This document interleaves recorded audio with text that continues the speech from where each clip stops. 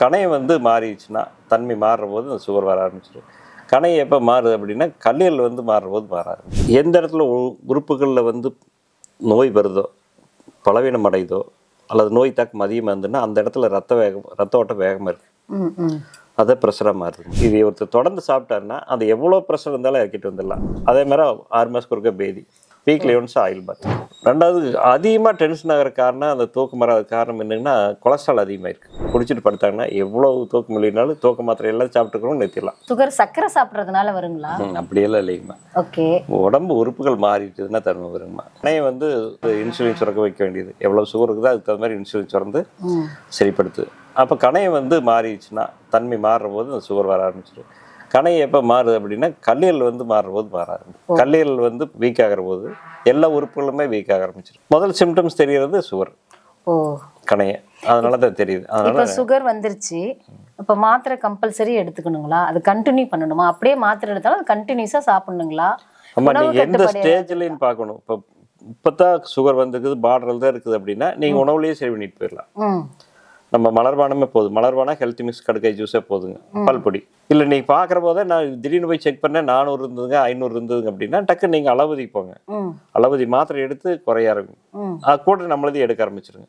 கொஞ்சம் கொஞ்சமாக படிப்படியாக நம்ம மாத்திரையினுடைய அளவு குறைச்சிட்டு வந்து நிறுத்திடலாம். இப்போ சுகர் எடுத்தவங்க இயற்கை உணவுகளை எடுத்துக்க சொல்றாங்க. பழங்கள்லாம் சாப்பிடலாங்க? எல்லாமே சாப்பிடலாங்க. நல்லா எது சாப்பிட்டாலும் சரி, நல்லா மென்று எச்சில முழுங்கினா போதும். நான் சொல்றதே என்னங்கன்னா, எந்த பேஷண்டாக இருந்தாலும் சரி, சுகர் ஆகட்டுங்க, அல்சர் ஆகட்டும், எந்த நோயாளியாக இருந்தாலும் சரி, நல்லா இருக்கிறவங்க இருந்தாலும் சரி, ஒரு வேளை உணவு வாரத்தில் ஒரு 3 நாளைக்காவது ஃப்ரூட் சாலட் எடுத்து, ஒரு வேளை உணவு நீங்கள் எந்த பழம் சீப்பாக கிடைக்குதோ அந்த சீசனுக்கான பழத்தை வாங்கி நல்லா கட் பண்ணி மெதுவாக சாப்பிடுங்க. அதே மாதிரி பச்சை காய்கறி சேலட்டு இதெல்லாமே தினசரி எடுத்துட்டா ரொம்ப உணவுக்கு பதிலாக இதை சாப்பிட. ஆமாங்க. அதே மாதிரி தேங்காய் எடுத்துக்க, ஒரு வேளை உணவை தேங்காய் எடுத்துக்கலாங்க. ஓகே. பழம் சாப்பிட்றனால சுகர் ஏறாது. சரி சரி. இப்போ பிபி வந்து பார்த்தீங்கன்னா உணவு மூலயமா வருங்களா, இல்லை அவங்க டென்ஷன் ஆகிறதால வருமா, இல்லை பரம்பரையில் இப்போ தாத்தா பாட்டி இவங்கெல்லாம் இருக்காங்க இல்லையா, அவங்களுக்கு பிபி இருந்தால் நம்ம குழந்தைங்களுக்கு வருமா? பிபி எதனால் வருது? ப்ரெஷர் என்னங்கம்மா? ஓகே. ரத்தம் வந்து ஒரு வேகமாக ஓடுறது ப்ரெஷர். ஓகே. மெயினாக எந்த இடத்துல உறுப்புகளில் வந்து நோய் வருதோ, பலவீனம் அடையுதோ, அல்லது நோய் தாக்கம் அதிகமாக இருந்ததுன்னா அந்த இடத்துல ரத்த ஓட்டம் வேகமாக இருக்குது. அதை ப்ரெஷராக மாறுது. அல்லது ரத்த குழாயில் அடப்பு இருந்ததுன்னா ப்ரெஷர் வரும். அப்போ ரத்த குழாயில் அடப்பு வரக்கான கொலஸ்ட்ரால் அதிகம். சாப்பிட்ற உணவில் கொழுப்புகள் வந்து ரத்த குழாயில் படிமானம் ஆகிற போது அந்த ப்ரெஷர் வரும். ஆனால் சில பேர் டென்ஷனாகவே பேசுவாங்க, சண்டை போடுவாங்க, எதுக்கு இடத்துல கோவப்படுவாங்க அப்படின்னா அது அவங்களுடைய கேரக்டர் கிடையாதுங்க. நீங்கள் நிறைய பேர் அவங்க கோவக்காரனப்பா டென்ஷன் ஆகுறாங்க இப்போ பார்த்தா திட்டு, அவங்க எப்போ வந்து கொலஸ்ட்ரால் அதிகமாகுதோ அப்போ ரத்த ஓட்ட தடைப்படுற போது அவர் டென்ஷன் ஆகிறாரு, இந்த பிரச்சனை வர ஆரம்பிச்சு. புரியுங்களா? அப்போ நாம் செய்ய வேண்டியது என்ன, உணவுகளை சரிப்படுத்திட்டு அதுலேருந்து வெளியே வந்துடணும். உணவுகளை சரிப்படுத்தினாவே அந்த கொலஸ்ட்ரால் இறங்கி கரையிற போது அவர் நார்மலான தன்மைக்கு வந்துடுவார். நீங்கள் ஒருத்தர் சத்தம் போட்டு பேசுகிறாரு, கோவப்படுறாரு அப்படின்னா நம்ம அவங்க மேலே பரிதாபத்தம் படுற மொழியை கோவப்படக்கூடாது நம்ம. புரியுதுங்களா? ஜெனட்டிக்கெல்லாம் கிடையாதுங்கம்மா, அது வேற, இது உணவு முறைகள் தானே. பட் அப்பாவுக்கு இருந்தது எனக்கு இருந்தது அப்படின்னா காரணம் என்ன, அவங்க எல்லா ஃபேமிலியில் ஒரே மாதிரி உணவு. உதாரணத்துக்கு அவங்க பாமாயில் சேர்த்துட்டு இருப்பாங்க, பாமாயில் பாமாயில் நிறைய கலப்படங்கம்மா எண்ணெயில். அப்போ இது மாதிரி சேர்த்திட்டு இருப்பாங்க. அப்போ அவங்க அப்பா அம்மா அதை தான் சாப்பிட்டுப்பாரு, பையனும் அதை தான் சாப்பிட்டுருப்பாரு. அவங்க வீட்டில் எல்லாரும் சேர்த்திட்டு இருப்பாங்க. அப்போ வரத்தானே செய்ய. 100க்கு 99% ஜெனட்டிக் வரக்கு வாய்ப்பு கிடையாதுமா. இது அதாவது நம்ம உணவு முறை மேலே தான் வருது. இப்போ பிபி வந்துச்சுன்னா கண்டினியூஸாக மாத்திரை எடுத்துக்கணுங்களா? மாத்திரை வந்துங்கம்மா அவசரத்துக்கு. இப்போ ப்ரெஷர் ஆயிடுச்சு, நம்ம படபடப்பாயிடுச்சு, 180 ஆயிடுச்சு, 190 ஆயிடுச்சுன்னா நீங்கள் மாத்திரை எடுத்துக்கிறது தப்பு கிடையாது. பட் மாத்திரையிலேருந்து படிப்படியாக வெளியே வந்துடும். தொடர்ந்து அந்த மாத்திரை சாப்பிட்ருந்தாங்கன்னா கண்டிப்பாக அவங்க பெரலைஸ் வந்துடும், வேற பிரச்சனைகள் எல்லாமே வர ஆரம்பிச்சிடும். ஏன்னா நம்ம நோய்க்கான காரணத்தை சரி பண்ணுறதில்ல, ப்ரெஷரை மட்டும் நம்ம அமுத்தி வச்சுட்டு இருக்கிறோம். ஆனால் அது ஒரு நாளைக்கு வெடிச்சிரு, ரத்த குழாய் வெடிச்சிரு, இல்லை ஹார்ட் அட்டாக் வந்துடு, ஸ்ட்ரோக் வந்துடு, இந்த மாதிரி எல்லாம் வர ஆரம்பிச்சிடும். அதனால் மாத்திரை சாப்பிட ஆரம்பிச்சுட்டு நீங்கள் உணவு முறைகளை மாற்றினீங்கன்னா, உதாரணத்துக்கு பார்த்தீங்கன்னா நம்மள பல்பொடி, மெயினாக பல்பொடிக்கு மாறிடணும். பல்பொடி, மலர்பானம், ஹெல்த் மிக்ஸு, சூப் பொடி, வாயு சூரணம், கடுக்காய் ஜூஸ், இது ஒருத்தர் தொடர்ந்து சாப்பிட்டாருன்னா அது எவ்வளோ ப்ரெஷர் இருந்தாலும் இறக்கிட்டு வந்துடலாம். அதே மாதிரி 6 மாதத்துக்கு ஒருக்க பேதி, வீக்லி ஒன்ஸ் ஆயில் பாத். சைவத்துக்கு மாறிடணும். பால் தயிர் சேர்த்துக்கூடாது. காப்பி கண்டிப்பாக ஆகாதுங்க, ப்ரெஷர்காரருக்கு காப்பி கண்டிப்பாக ஆகாது.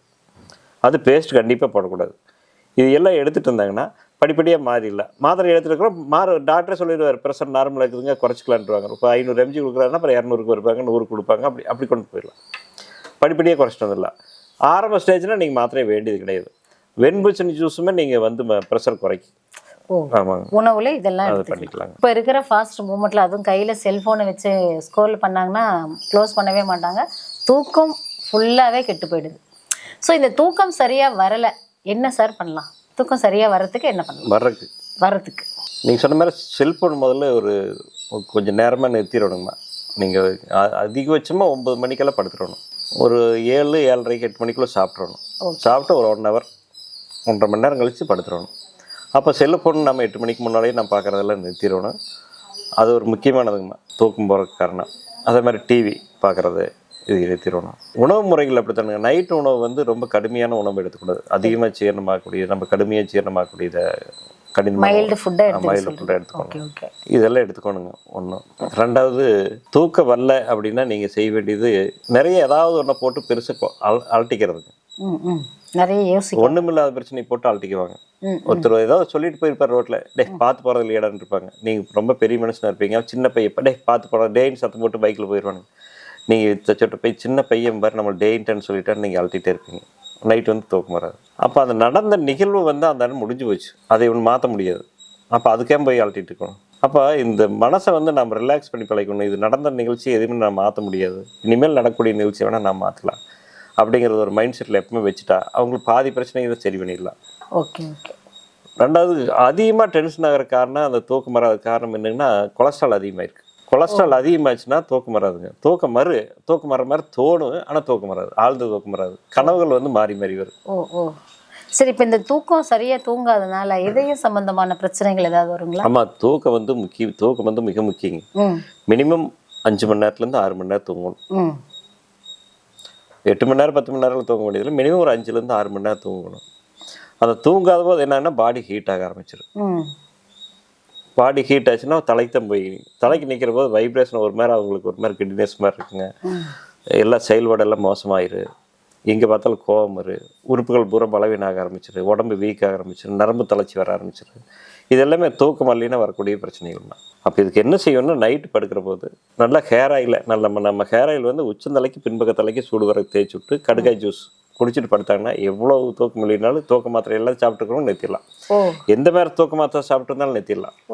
ஆனால் சைவத்துக்கு மாறிடணும். உணவும் வந்து இலகுவான உணவு எடுத்துக்கணும். அப்போ இது ப்ரெஷர் தூங்காதனால இதயம் சம்பந்தமான பிரச்சனைகள் ஆனால் நீங்கள் இதயம் சம்பந்தமான பிரச்சனை ஒரு நாள் வராதுங்க. வராது. ஒரு ஹார்ட் அட்டாக் வந்துட்டாரு, திடீர்னு படுத்திருந்தாரு, காலையில் எழுந்திரிக்கல அப்படின்னா நீங்கள் நடக்கிறத வச்சே கண்டுபிடிச்சிடலாம். நீங்கள் உங்களை கவனிச்சு பழங்க தயவு செய்து. இப்போ நீங்கள் நல்லா மெதுவாக நடந்து போகிறீங்க, மூச்சு வாங்குதா பாருங்கள், மூச்சு வாங்கலை அப்படின்னு நல்லா இருக்கிறீங்க. கொஞ்சம் வேகமாக நடக்கிறீங்க, மூச்சு வாங்குது அப்படின்னா ஒரு 30% 40% அடப்பு இருக்குன்னு அர்த்தம். மெதுவாக நடந்தால் மூச்சு வாங்கினா நல்லா உங்களுக்கு ஒரு 80% அடப்பு இருக்குன்னு அர்த்தம். நம்ம நல்லா வேகமாக நடந்தால் தான் மூச்சு வாங்குதுன்னா ஒரு 40-50% இருக்குன்னு அர்த்தம். ஓடுனா தான் மூச்சு வாங்கினா ஒரு 30% இருக்குன்னு அர்த்தம். அப்போ உணவுக்கு இந்த ரத்த குழாயில் எங்கே அடப்பு இருக்குதோ அதை வந்து நீ நடக்கிறத வச்சா கண்டுபிடிச்சிடலாம். ஏஞ்சியே பண்ண வேண்டிய அவசியமெல்லாம் கிடையாது. ஒன்று. அப்போ நாம் என்ன செய்யணும்னா, நம்மளுடைய மூச்சை கவனித்து பழகணுங்க. தினசரி நடக்கிற போதும் சரி, வேலை செய்கிற போதும் சரி, எப்போ நம்மளுக்கு மூச்சு வாங்கினா மூச்சு இறைக்குதுங்களா அப்போ உடனே நம்மளுக்கு கொலஸ்ட்ரால் ஏறிச்சுன்னு அர்த்தம். ஒன்று அப்படியே தூக்கம் வர்ற மாதிரி இருக்கு, ஆனால் தூக்கம் வராது. இதெல்லாமே கொலஸ்ட்ரால் அதிகமானது. இதெல்லாம் கொலஸ்ட்ரால் அதிகமாச்சுன்னா ஹார்ட் அட்டாக் வரும். தூக்கத்துக்கு இதுக்கும் சம்மந்தம் இல்லை.